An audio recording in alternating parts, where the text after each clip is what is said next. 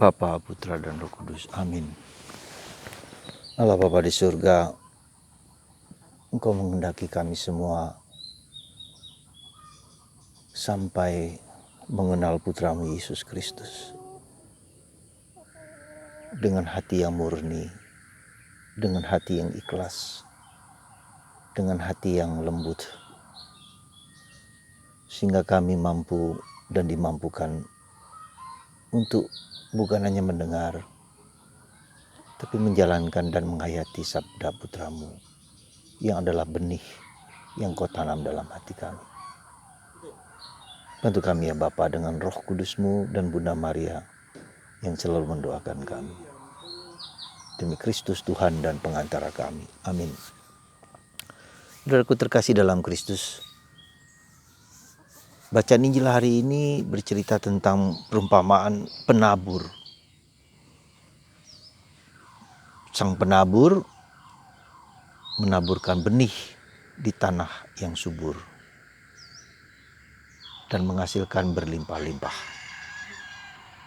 Tapi dalam perjalanan menabur itulah ada benih yang jatuh di tanah yang semak berduri. Ada benih yang jatuh di bebatuan. Dan ada tanah yang jatuh justru hanya di batu saja. Nah, ternyata ada benih yang tumbuh subur, ada benih yang tumbuh cepat tetapi mati juga cepat, dan sama sekali tidak tumbuh. Inilah jenis hati kita manusia yang mendengarkan sabda, mendengarkan kebaikan, mendengarkan nilai-nilai kebaikan, tetapi ada yang cepat bertumbuh besar, berkembang, ada yang tidak. Ada yang sama sekali tidak. Meskipun ditaburkan, tidak berpengaruh. Nah, itulah kita semua. Dan Tuhan ingin supaya sebetulnya kita bertumbuh berbuah, menghasilkan buah yang berlimpah-limpah, bahkan 100 kali lipat. Nah, kita jenis apa dalam hidup kita ini? Kemungkinan kita adalah kombinasi dari ada bagian tanah yang subur, ada bagian di mana kita seringkali gelisah, ada bagian di mana kita sama sekali keras kepala dan tertutup sama sekali terhadap kabar gembira. Nah, apakah demikian?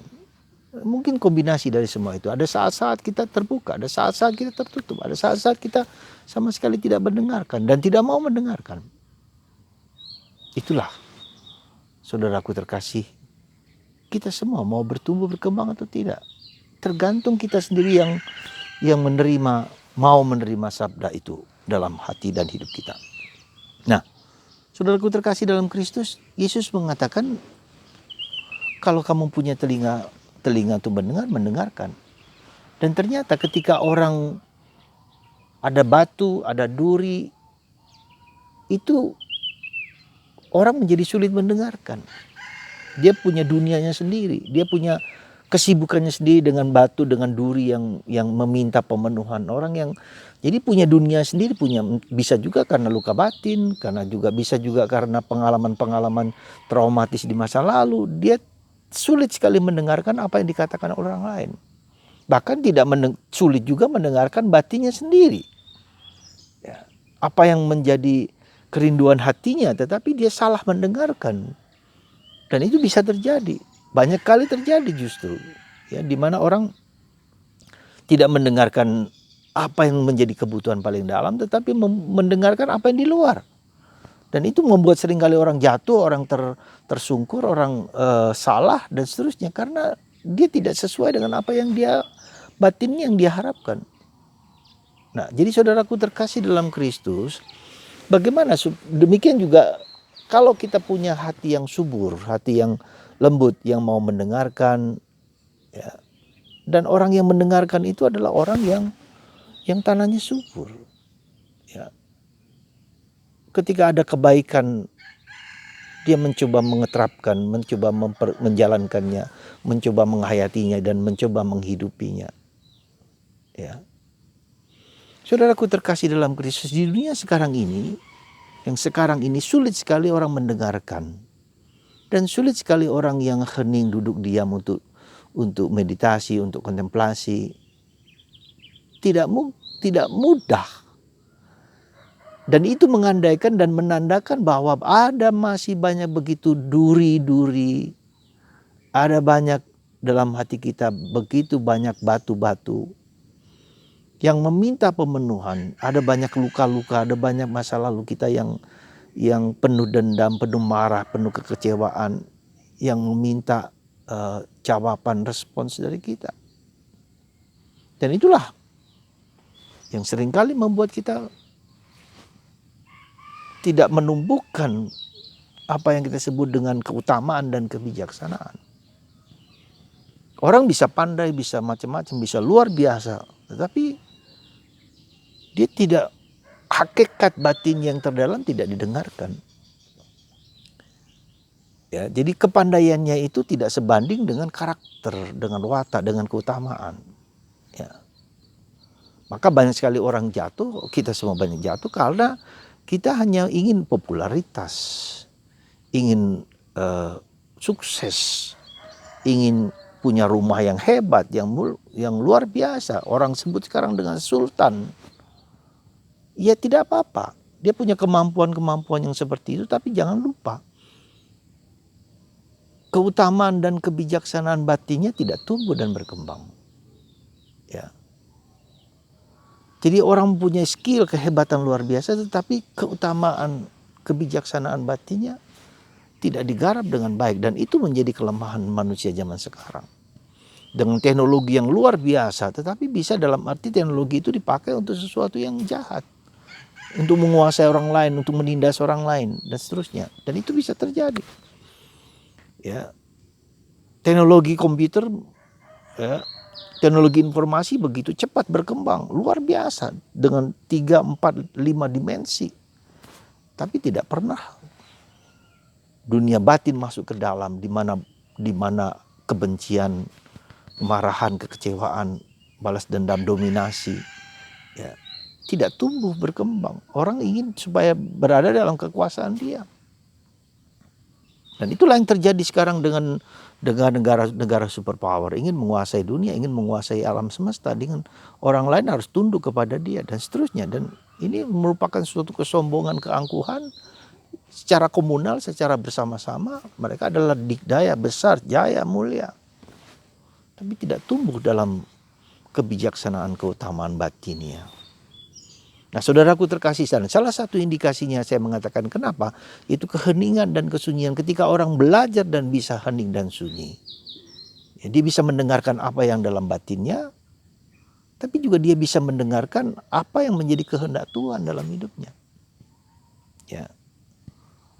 Dan untuk itu tidak mudah, karena ada begitu banyak luka, ada begitu banyak dosa, ada begitu banyak kekurangan, ada begitu banyak hal, batu-batu dan duri-duri yang melekat dalam diri kita. Nah, disitulah saudaraku terkasih dalam Kristus, Gereja Katolik menawarkan sesuatu yang tidak kita hormati bagi sebagai orang Katolik juga atau kepada orang lain, itu dengan sakramen pengakuan dosa, dengan sakramen Ekaristi. Nah, semua sakramen-sakramen ini sebetulnya jujur kalau dikatakan, sakramen itu adalah mengajak kita untuk mendengarkan kehendak Tuhan untuk membuat dunia ini bertumbuh berkembang, tetapi juga membuat dunia itu semakin sejahtera, semakin damai, semakin saling menghormati, semakin saling mencintai. Jadi tidak cukup hanya satu sisi dunia intelektual dengan kecerdasan intelektual aparatus, ya, intellectual quotients, yang genetis yang diciptakan sekarang ini bagus, tidak apa-apa. Tapi kedalaman juga kita butuhkan. Saudaraku terkasih dalam Kristus, itulah, ya, semoga Anda dan kita semua sadar bahwa kita dipanggil bukan hanya untuk menjadi pewarta kabar gembira di segala kecerdasan dunia ini, itu bagus. Tetapi masuk spiritual quotient, kecerdasan batinnya, di mana kita mendengarkan kehendak Tuhan, membuat orang bahagia, tentram, damai. Dan untuk itu maka Kita berjuang juga untuk membuat hati kita menjadi hati yang murni, puritas cordis, the purity of heart, kemurnian hati. Dan itu bukanlah yang gampang. Maka kita butuh rahmat Allah, butuh Roh Kudus yang selalu coba kita daraskan, kita rapalkan, datanglah Roh Kudus supaya kita menjadi manusia yang lebih bijak, lebih berkeutamaan, berhikmat dalam hidup kita. Dari diri kita sendiri kita tidak mampu. Maka saya mengajak Anda untuk terus mendaraskan, merapalkan, datanglah Roh Kudus, datanglah Roh Kudus. Supaya batin kita dipenuhi dengan roh Allah, bukan roh lain, bukan roh-roh yang menghancurkan satu sama lain.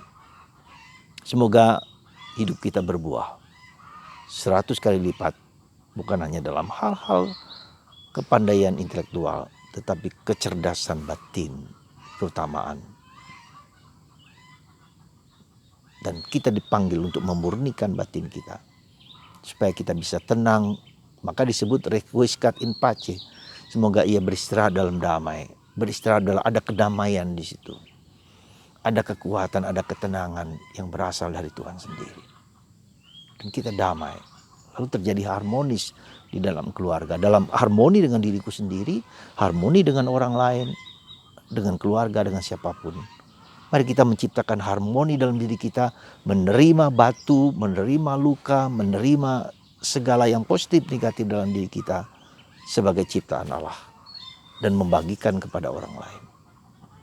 Semoga Anda semua menjadi pewarta benih-benih kebaikan, benih-benih kedamaian kepada siapapun juga. Tuhan memberkati Anda semua. Berkat Tuhan melimpah dalam diri Anda. Dan semoga kita bersedia menjadikan hati kita tempat Tuhan tinggal dan hidup. Dalam Bapa dan Putra dan Roh Kudus. Amin.